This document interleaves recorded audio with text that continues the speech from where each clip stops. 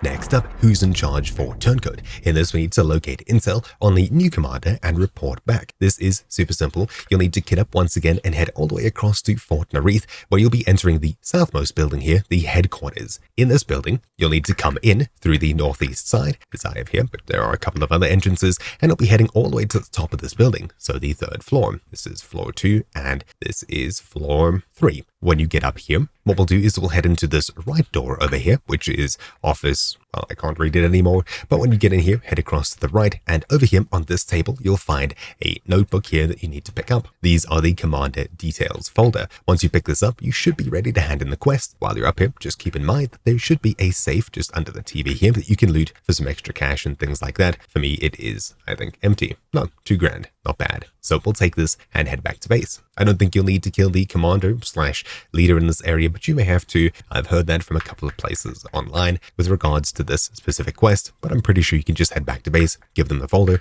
and that's that. So anyways, hopefully you found this video useful. Thank you for watching. My name's been Troubleshoot, and I'll see you all next time. Ciao.